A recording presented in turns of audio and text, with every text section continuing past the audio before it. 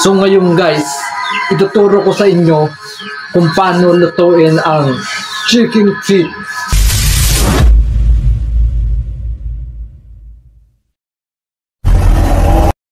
So ito lang guys. So samahan nyo ako kung paano ito lutuin. Tara! Sangkap, lana para sa pag-isa, sibuyas, luya.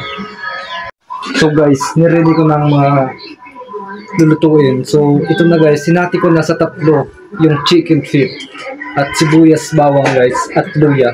So ready na guys para sa pag-isa. Kaya let's go. So lagyan na natin guys ng mantika.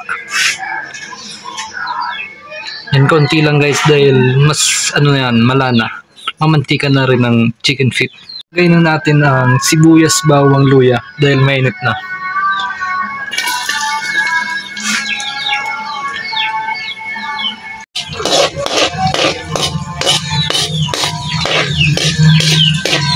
Ilagay na natin ng chicken feet.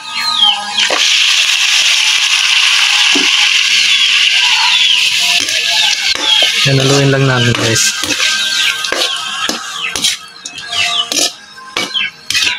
So ganyan lang guys.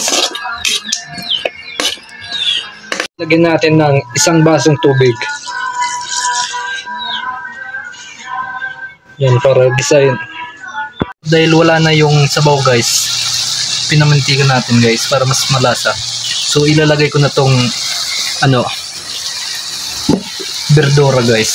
So bungkukan yan guys.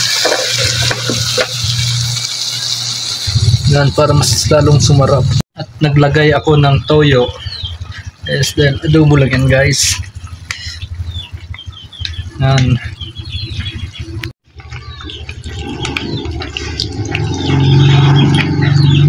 Lagay tayo ng magic sarap.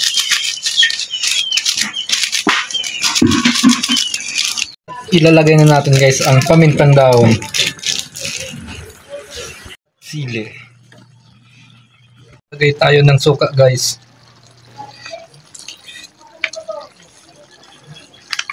Yan, para lumasa. So ganyan lang kadali magluto ng adobong chicken feet. So ano pang hinihintay nyo?